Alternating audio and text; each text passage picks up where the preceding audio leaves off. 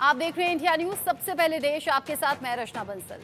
कारगिल जंग को लेकर पाकिस्तानी सेना का बयान जो सामने आया है, उसने 25 साल पहले जो सवाल उठ रहे थे उन्हें एक बार फिर से ताजा कर दिया है। और ये पहली बार है जब पाकिस्तानी आर्मी चीफ ने ये कबूलनामा सामने रखा है कि हाँ, कारगिल युद्ध में पाकिस्तानी सेना शामिल थी। कारगिल जंग में हमारे सैनिक मारे गए, यासिन मुनीर कहते हुए नजर आए।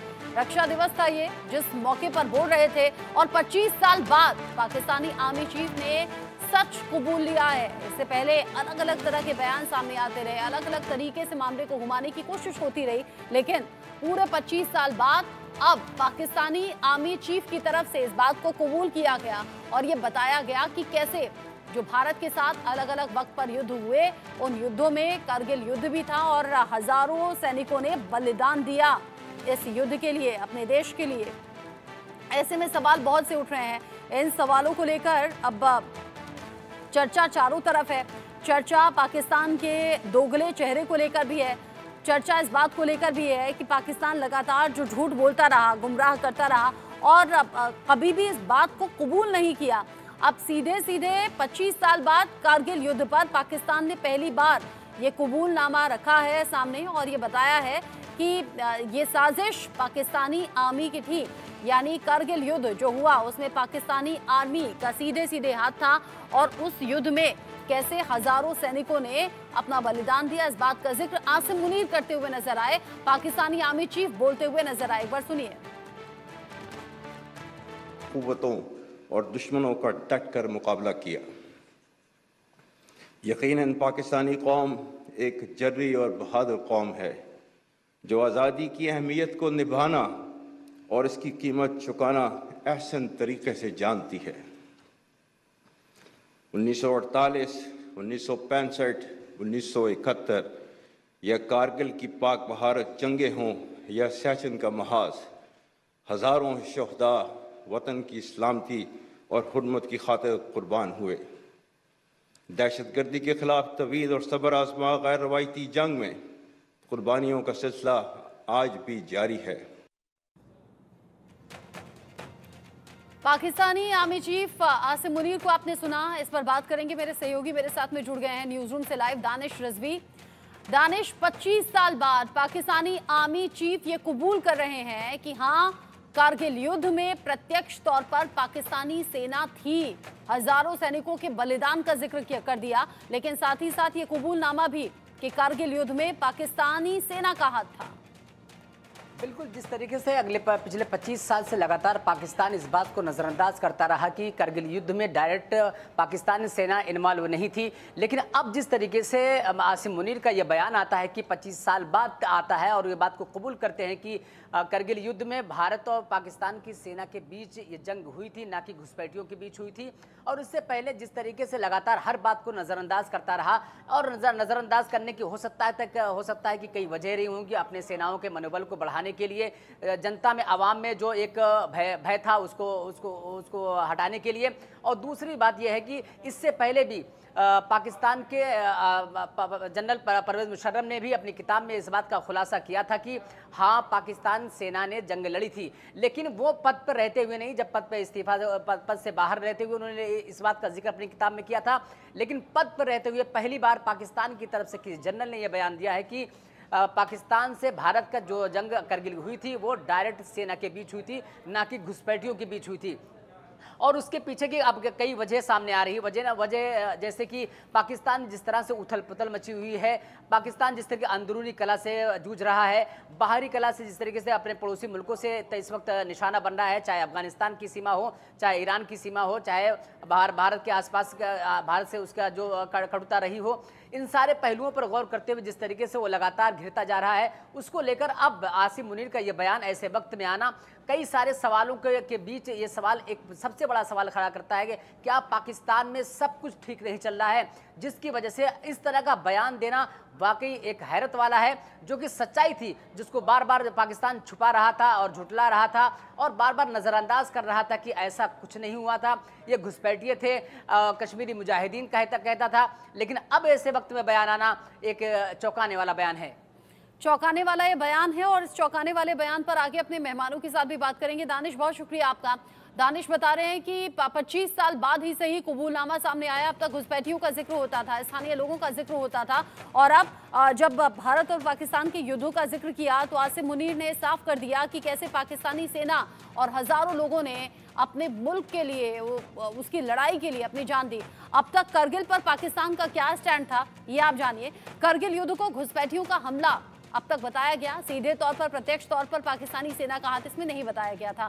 कारगिल में आर्मी के शामिल होने से लगातार पाकिस्तान इनकार करता रहा।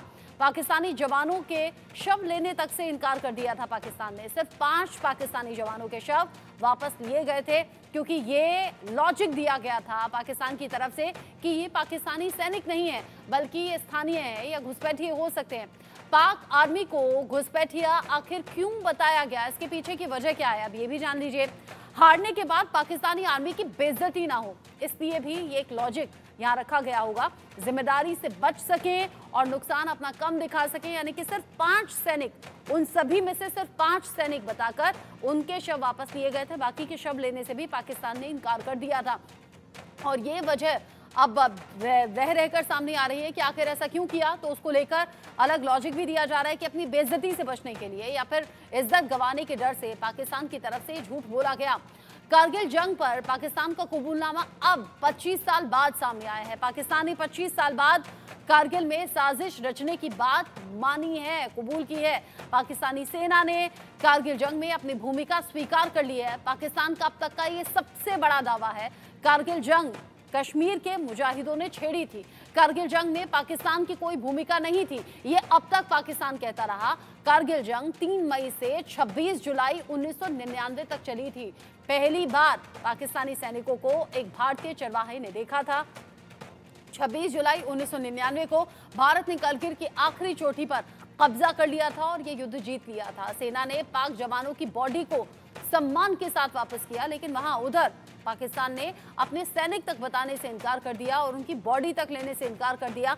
लेकिन अब जब इतने साल बीत चुके हैं, 25 साल बाद पाकिस्तानी आर्मी चीफ आसिम मुनीर की तरफ से कहा गया कि हाँ, 1948, 1965, 1971 की लड़ाई और साथ ही साथ कारगिल युद्ध का जिक्र करते हुए ये बताया आसिम मुनीर ने कि कैसे अपने मुल्क के लिए, उसकी रक्षा के लिए यहाँ सैनिकों ने बलिदान दिया है। यानी कि 25 साल बाद पाकिस्तान की तरफ से कबूलनामा सामने आया है। और आसिम मुनीर के इस बयान का जिक्र यूं भी हो रहा है क्योंकि देश में जो राजनीतिक हालात हैं वो भी डगमगाते हुए नजर आ रहे हैं। पाकिस्तान की हालत यूं भी किसी से छिपी नहीं है, हाथ में कटोरा है, भूखमरी की कगार पर है। और ऐसे में पाकिस्तान की तरफ से, आसिम मुनीर की तरफ से ये जो बयान सामने आया है या फिर ये कहिए कबूलनामा जो सामने आया है, उसकी चर्चा सिर्फ भारत और पाकिस्तान में ही नहीं बल्कि इंटरनेशनल लेवल पर अलग अलग देशों के जरिए हो रही है।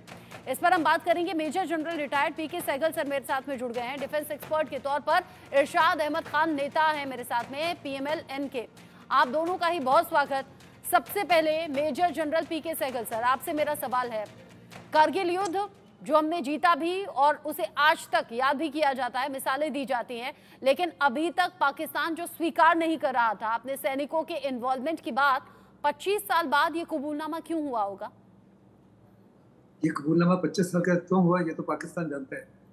हम केवल स्पेकुलेट कर सकते हैं कि इसके कारण क्या हो सकते हैं, लेकिन साफ तौर पे पाकिस्तान शुरू से ही कहता रहा है 25 साल तक कि पाकिस्तान की आर्मी का किसी प्रकार से कोई इन्वॉल्वमेंट नहीं है। वो साफ तौर पे कह रहा था कि पाकिस्तान की आर्मी जो है उस इलाके में एक्टिव पेट्रोलिंग कर रही थी और जितनी हाइट्स जो है उनको कैप्चर किया था कश्मीरी मिलिटेंट्स ने, जिसको वो मुजाहिदीन कहता था। साफ तौर पे वो इनकार कर रहा था कि पाकिस्तान इसमें डायरेक्टली इन्वॉल्व है।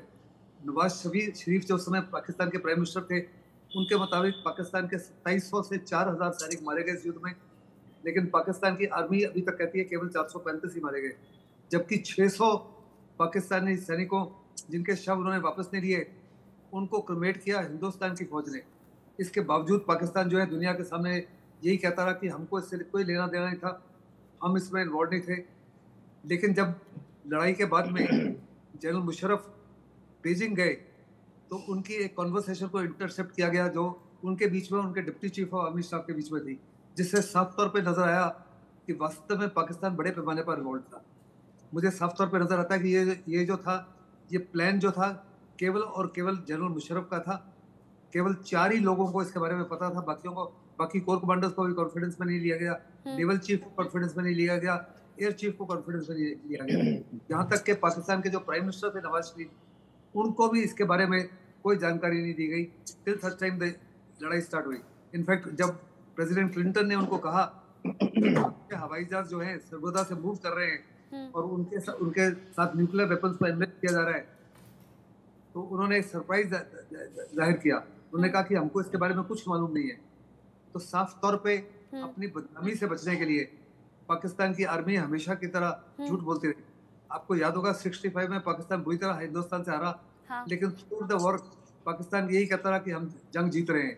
71 की लड़ाई में हमने पाकिस्तान के 2 टुकड़े कर दिए, लेकिन 6-7 दिन तक पाकिस्तान यही कहता रहा कि जंग बड़े पैमाने पर पाकिस्तान जीत रहा है, जबकि 93,000 ट्रुप्स हमने कैप्चर कर दिए। इससे पाकिस्तान में बड़ा जबरदस्त नुकसान होगा, क्योंकि जिन माँ बाप के बच्चे चले गए, जिनके बेटे चले गए, जिनके पिता चले गए, जिनके हस्बैंड चले गए, वो आज पाकिस्तान की आर्मी और ISI से पूछेंगे कि उनके शवों की, उनके एसेट्स को वापस क्यों नहीं लाया गया, उनकी बॉडीज को वापस क्यों नहीं लाया गया। पाकिस्तान आर्मी क्या जवाब देगी ये तो समय बताएगा। लेकिन बात ये है कि जब साफ तौर पर मुकरते रहे और 1-2 नहीं बल्कि 25 साल तक मुकरते रहे या इस पर झूठ बोलते रहे, झूठी कहानी बनाते रहे, तो 25 साल बाद ये कबूलनामा क्यों? इरशाद अहमद खान साहब, ऐसा क्यों हुआ होगा? बहुत शुक्रिया जी। सबसे पहले पाकिस्तान जिंदाबाद। सबसे पहले तो मैं ये कहूंगा, फिर मैं अपने जनरल हाफिज आसिम मुनीर साहब की दिलेरी और पाक फौज की जितनी ताकतवर फौज है हमारी, उसका शाना बशाना खड़ी होगी पूरी कौम और पूरी फौज एक झंडे तले है हमारी। ये जो जनरल साहब अभी फरमा रहे थे, देखिए दहशतगर्दी तो आप लोगों के सामने आती है। अभी जनरल साहब कह रहे थे कि इन्होंने आप लोगों ने टुकड़े किए 2, पाकिस्तान के बांग्लादेश को अलहदा किया है। पहले तो यह है कि आप लोगों ने माना कि दहशतगर्दी आप लोगों ने बांग्लादेश को अलहदा करवाने की थी। जनरल साहब के अल्फाज हैं और आपके चैनल पे महफूज हो गए हैं वो। तो इसका मतलब है कि दहशतगर्दी आप फैलाते हैं, घुस बैठिए आप लोग खित्ते का अमन तबाह बर्बाद करते हैं, इसमें कोई शक नहीं है। अमन चैन है ना पाकिस्तान में? इरशाद अहमद खान साहब, अमन चैन है मेरे मुल्क में, बड़ा अच्छा। देखे, मैंने बड़ा आराम से सुना आप लोगों को, अब सुनिए ना जरा। जनरल साहब ने अभी नहीं, मैं तो आप ही को सुन रही हूँ, लेकिन मैं पूछना चाहती हूँ, पाकिस्तान में अमन चैन है ना? बलूचिस्तान में कोई गड़बड़ तो नहीं? POK में किसी तरीके का कोई प्रदर्शन तो नहीं? वहाँ बम धमाके तो नहीं हो रहे? सुन लें आप, मुझे सुने, फिर आप जवाब दीजिएगा और मैं फिर उसको आर्गुमेंट करूंगा। ठीक है। ये जो मेरे मुल्क में दहशतगर्दी है, इसके पीछे है कौन? आप लोग हैं।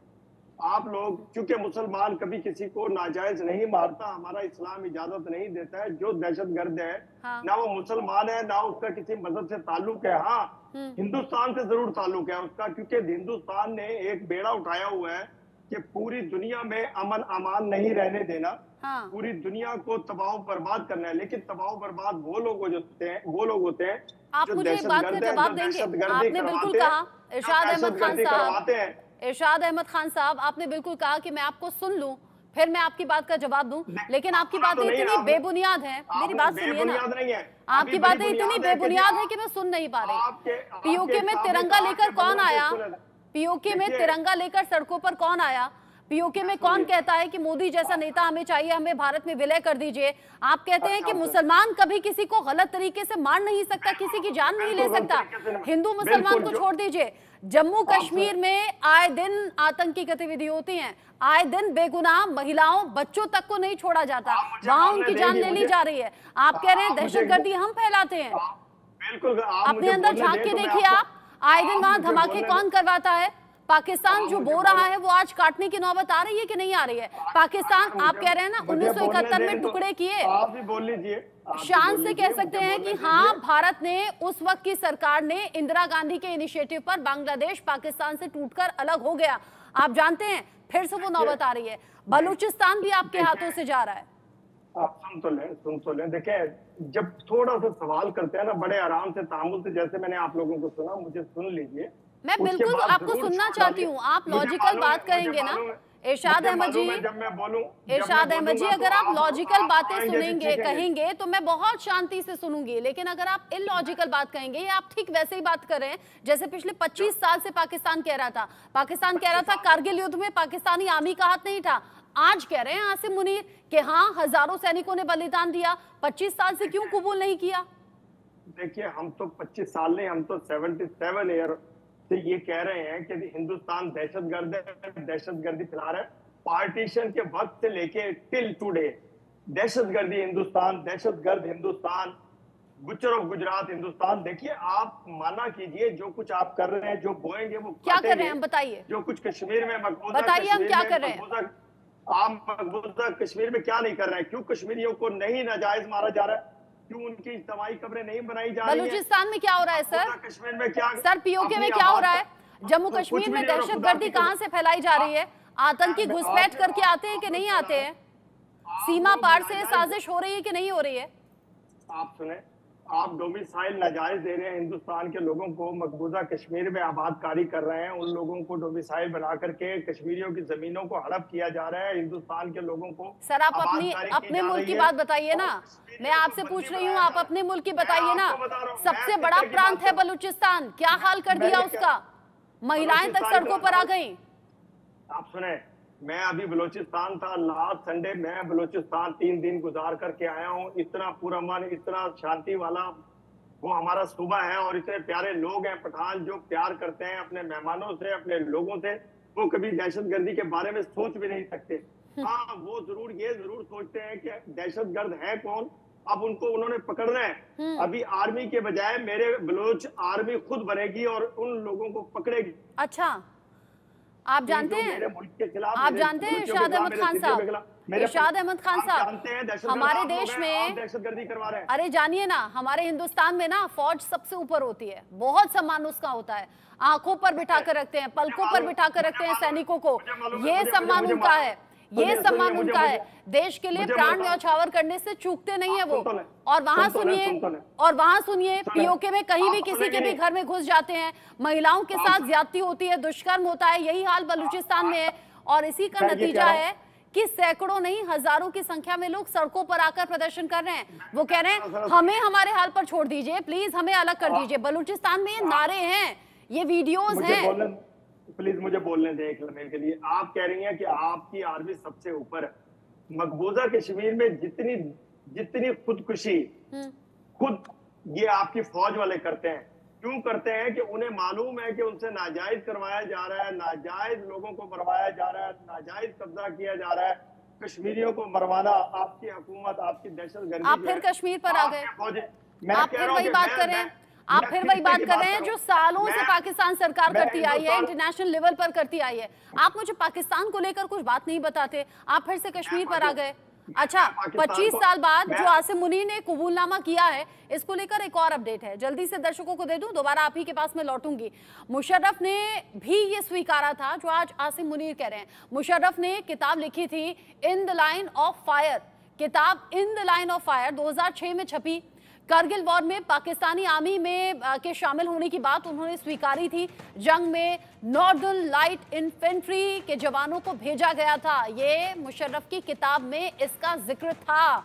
और अब 25 साल बाद जब सैन्य मुख्यालय पर रक्षा दिवस मनाया जा रहा था, वहां आसिम मुनीर जहां अपनी सेना के बारे में वो कसीदे पढ़ रहे थे, उन्होंने 1948 का जिक्र किया, 65 का जिक्र किया, 71 का जिक्र किया, और उसके बाद उन्होंने कारगिल संघर्ष का भी जिक्र किया और बताया कि कैसे हजारों लोग देश की सुरक्षा के लिए कुर्बान हो गए। अब जब ये बयान सामने आया तो चर्चा चारों तरफ है, और चारों तरफ इसलिए है क्योंकि अभी तक प्रत्यक्ष तौर पर पाकिस्तानी सेना के इन्वॉल्वमेंट की बात पाकिस्तान ने नहीं मानी थी। ये पहली बार ऐसा है जब खुलकर इस बात को स्वीकार किया गया है कि हाँ, पाकिस्तानी सेना उस युद्ध में शामिल थी, लेकिन हार गए थे चूंकि, और हार की फजीयत झेलना नहीं चाहते थे। ये भी एक रीजन हो सकता है। शव तक लेने से इनकार कर दिया था पाकिस्तान ने। इरशाद अहमद साहब, क्योंकि मुझे मालूम है कि आप अपने मुर्दा फौजियों को छोड़ करके भाग गई थी आपकी फौज। हमने बहुत कहा, हमें मालूम जब हुआ, जब उनको गुस्ल दिया गया। मुसलमान की और हिंदू की एक पहचान है जो आपको भी मालूम है, पूरी दुनिया को मालूम है। हमने जब गुसल देने के लिए उनको इकट्ठा किया, आपके फौजियों को जिनको छोड़ करके भागी थी आपकी फौज, हमें मालूम हुआ कि हिंदुस्तान के लोग हैं, हिंदुस्तान के फौजी हैं, आप बुज़दिल लोग हैं, आप भागते हैं। आप कभी भी जंग में, मैं एक बात बता दूं आपको, जब भी की आप लोगों ने दगाबाजी की, पीछे से हमला किया आपने। अभी मैं ये बता रहा हूँ कि अभी जो हालात हैं, अभी ये जो जहर उगलते हैं, आपने पूरे अपने इंट्रो में भी इरशाद अहमद साहब, जो जहर उगलता है वो दुनिया के सामने है, दुनिया के सामने है। भुखमरी कहाँ पर है, कंगाली कहाँ पर है, कर्ज के बोझ तले कौन दबा हुआ है, क्यों पाकिस्तान की फजीहत इंटरनेशनल लेवल पर होती है, कौन भगोड़ा है, कौन पीछे से वार करता है, कौन पीठ पीछे वार करता है। मुझे लगता है ना, बतौर पत्रकार तो मैंने बहुत बातें कह दी, मुझे लगता है फौजी को सुनना चाहिए आपको। मेजर जनरल पीके सहगल, जवाब दीजिए। फौजी ने सच बोला कि दगाबाजी की है। मेजर जनरल सहगल, जवाब दीजिए। करने में दहशतगर्दी की है आपने। आपसे उम्र में बहुत बड़े हैं पीके सहगल सर, सीनियर हैं, सुन लीजिए एक बात, आपसे उम्र में बहुत बड़े हैं, सम्मान दीजिए। आपसे उम्र में बहुत बड़े हैं, मेजर जनरल के पद पर रह चुके हैं। मेजर जनरल पीके सहगल, मेजर जनरल पीके सहगल, जवाब दीजिए। सच बोला कि दहशतगर्दी आपने करवाई, बांग्लादेश अलहदा करवाया, इन्होंने माना है ये। आजाद करा दिया बांग्लादेश को, आजाद करा दिया बांग्लादेश को, ये दहशतगर्दी नहीं है। बांग्लादेश देखिए कितना प्रोग्रेसिव है। शहबाज शरीफ खुद कह रहे थे, शहबाज शरीफ सुनिए, अपने देश के प्रधानमंत्री को सुनिए, इरशाद अहमद साहब अपने देश के प्रधानमंत्री को सुनिए। शहबाज शरीफ पिछले दिनों ये कह रहे थे कि देखिए बांग्लादेश का आज हाल क्या है, वो प्रोग्रेसिव है, वो हमसे कहीं आगे है। उसकी जीडीपी का जिक्र किया, वहां पर प्रोग्रेसिव सोच का जिक्र किया, और ये मलाल भी किया कि पाकिस्तान कहां रह गया और बांग्लादेश कहां पहुंच गया। ये जलन में कहा था शहबाज शरीफ ने। पीके सहगल सर, पीके सहगल सर, मैं ये बता रहा हूँ, आप कह रहे हैं, अरे बांग्लादेश अगर बांग्लादेश अलग नहीं हुआ होता था ना, तो कटोरा उसके हाथ में भी होता। अगर बांग्लादेश अलग नहीं होता तो कटोरा उसके हाथ में भी होता, कर्ज वहां भी होता। टाइगर बनेगा। अब बांग्लादेश आजाद हुआ, आपकी नानी अम्मा से जो आपकी सिखाई हुई आपकी गोद की पिट्ठू थी, उसको निकाला बंगालियों ने अपने मुंह से। आप नेशनल टेलीविजन पर बैठे हैं इरशाद अहमद साहब, आपको बहुत सम्मान से मैं बुला रही हूँ, आपसे मैं बहुत सम्मान से बात कर रही हूँ। आप नेशनल टेलीविजन पर बैठे हैं, हिंदुस्तान के करोड़ों लोग आपको देख रहे हैं, बहुत सोच समझ कर बोलिएगा, बहुत सोच समझ कर बोलिएगा। पीके सहगल सर, पीठ कौन दिखाता है? पीके सहगल सर, पीठ पर वार कौन करता है? पीके सहगल सर, युद्ध में स्थिति में छोड़कर भागकर कौन खड़ा हो जाता है? पीके सहगल सर की आवाज ऊपर कीजिए प्लीज। इरशाद अहमद साहब की आवाज अभी नीचे। पीके सहगल सर बोलेंगे, बहुत देर से बोले नहीं है, सीनियर है, सम्मान कीजिए। पीके सहगल सर। तो सारी दुनिया में कोई भी देश एक्सेप्ट नहीं करता कि हिंदुस्तान दहशतगर्दी को फैलाता है। पाकिस्तान जो है, सारी दुनिया समझती है और जानती है कि पाकिस्तान जो है एपी सेंटर है दहशतगर्दी का। दुनिया में कहीं भी किसी प्रकार का बड़ा हादसा होता है, चाहे वो यूरोप में हो, चाहे अमेरिका में हो, चाहे रशिया में हो, चाहे मिडिल ईस्ट में हो, पाकिस्तान डायरेक्टली या इनडायरेक्टली इन्वॉल्व है। दहशतगर्द आते कहां से हैं? दहशतगर्द हिंदुस्तान से आते हैं, उनको मारते हैं हम। दुनिया के जो सबसे 12 सबसे बड़ी दहशतगर्द की ऑर्गेनाइजेशन है, 8 आपके देश में है। आपके देश के सबसे ज्यादा लोग हैं जिनको यूएन सिक्योरिटी काउंसिल ने दहशतगर्द घोषित किया है। आपके यहाँ आपको किसी प्रकार का कोई सपोर्ट नहीं है। जनरल साहब, आपके तो वजीर आजम को दहशतगर्द कह दिया, कनाडा ने, अमेरिका ने, यूके ने आपके वजीर आजम को दहशतगर्द कह दिया। चाइना वो भी हिंदुस्तान को दहशतगर्द देश नहीं मानता, वो साफ तौर पे कहता है कि दहशतगर्दी जो है केवल और केवल पाकिस्तान ही चलाता है और पाकिस्तान ही इसी पे बिलीव करता है। आप दहशतगर्द को extension of your foreign policy और डिफेंस पॉलिसी के तौर पे इस्तेमाल कर रहे हो, और ये बहुत ही खतरनाक है आपके लिए। अगर आप इसी माफी की कोशिश करते रहे तो आपका देश जो है टुकड़े टुकड़े हो जाएगा। पंजाब प्रोविंस अलग रह जाएगी, पीओके अलग हो जाएगा, फाता एरिया अलग हो जाएगा, पख्तूनख्वा अलग हो जाएगा, बलूचिस्तान। आज भी हालात वैसे ही लग रहे हैं पीके सहगल सर, हालात अभी वैसे ही हैं। बलूचिस्तान कभी भी अलग हो जाएगा, पाकिस्तान टुकड़ों टुकड़ों में बंटने की तैयारी में फिर से है। जो कुछ पाकिस्तान में है वो किसी से छिपा नहीं है। पाकिस्तान जहां पर आटे की लाइन में खड़े खड़े लोगों की जान चली जाती है, पाकिस्तान इतना कर्ज तले कैसे दब गया? इरशाद अहमद साहब, जब आपने खुद ही बोलना है तो मुझे बुलाया। चलिए आप मुझे बताइए कि कर्ज तले बोझ तले कैसे दब गया पाकिस्तान? आप अपनी सोच को, अपनी दहशतगर्दाना सोच को अपने पास रखिए, संभाल करके। दहशतगर्दाना सोच मेरी इतनी है जिनका आप जिक्र कर रहे थे, आप जानते हैं जो बाइडेन कहते हैं प्रधानमंत्री मोदी से कि मुझे लगता है मुझे आपका ऑटोग्राफ लेना पड़ेगा। शहबाज शरीफ से ऐसा कभी कहा क्या किसी ने? आप मुझे बोलने तो दें पूरा। मैं ये कह रहा, अभी ये जनरल साहब फरमा रहे थे कि पाकिस्तान के टुकड़े होंगे, बलोचिस्तान अलहदा होगा, गिलगित बल्तिस्तान अलहदा होगा। मैं ये कहूंगा कि पाकिस्तान मजीद मजबूत होगा और मकबूजा कश्मीर इंशाल्लाह पाकिस्तान के साथ शामिल होगा। चंद साल रह गए हैं बाकी, अच्छा। क्योंकि वो लोग आजादी के बिल्कुल करीब है, मकबूजा कश्मीर वाले वो आजादी के बिल्कुल करीब है। अब हम उनको कह रहे हैं कि जरा धीरज रखिए, बड़ी इज्जत और एहतराम के साथ और पाकिस्तान के साथ मिलकर आजादी मिल जाएगी, है ना? जैसे पीओके में मिल रही है, जैसे बलूचिस्तान में मिल रही है, वहां भी तो लोग आजाद है ना, तभी तो आजादी के नारे लगाकर सड़कों पर आ रहे हैं। देखिए पाक अधिकृत कश्मीर में तिरंगा लहराते हैं लोग। पाकिस्तान ऑक्यूपाइड के लोग जो है हिंदुस्तान में पाकिस्तान ऑक्यूपाइड कश्मीर नहीं, आजाद कश्मीर कहते हैं उसको। मकबूजा कश्मीर आपके पास है। पाक अधिकृत कश्मीर में तिरंगा क्यों लहराया जाता है इरशाद अहमद साहब? पाक अधिकृत कश्मीर में तिरंगा हाथों में क्यों है लोगों के? मैं ये कहूंगा, मैंने तो आपसे कहा कि हम 70 साल हो गए आपकी दहशतगर्दी को बर्दाश्त करते हुए। आपके लोग हैं, सिखाए हुए लोग, चंद लोग, कोई कश्मीर में कभी आप भेजते हैं, कभी आप बलूचिस्तान में दहशतगर्दी करवाते हैं, देखिए आपकी डेफिनेशन में इरशाद अहमद साहब, बिल्कुल इरशाद अहमद साहब, आपकी डेफिनेशन में पीओके भी आजाद है, आपकी डेफिनेशन में बलूचिस्तान भी आजाद है, और वो ऐसे आजाद हैं कि फिर पाकिस्तान सरकार ने और आर्मी ने ऐसा मुंह मोड़ लिया है कि फिर मरे उनकी तरफ से। ना बेसिक सुविधाएं हैं, बिजली, सड़क, पानी नहीं है, रोटी, कपड़ा, मकान नहीं है। बुनियादी सुविधाओं को पाने के लिए, अपने अधिकारों को पाने के लिए लोग सड़कों पर हैं। पहले सैकड़ों हुआ करते थे, अब हजारों हैं। पाकिस्तान बलूचिस्तान पाकिस्तान की रीढ़ की हड्डी, और बलूची हमारे गैरतमंद और गयूर। आप समझिए कि रीढ़ की हड्डी टूटने वाली है सर, अब ये रीढ़ की हड्डी टूटने वाली है, क्योंकि बलूचिस्तान अपनी आजादी को लेकर सड़कों पर है। बीएलए और पाकिस्तानी सेना में टकराव आए दिन बढ़ रहा है। आप दिन में बैठे हुए ख्वाब देख सकते हैं, लेकिन ये ख्वाब पूरे होते हुए कहीं दिखेंगे नहीं।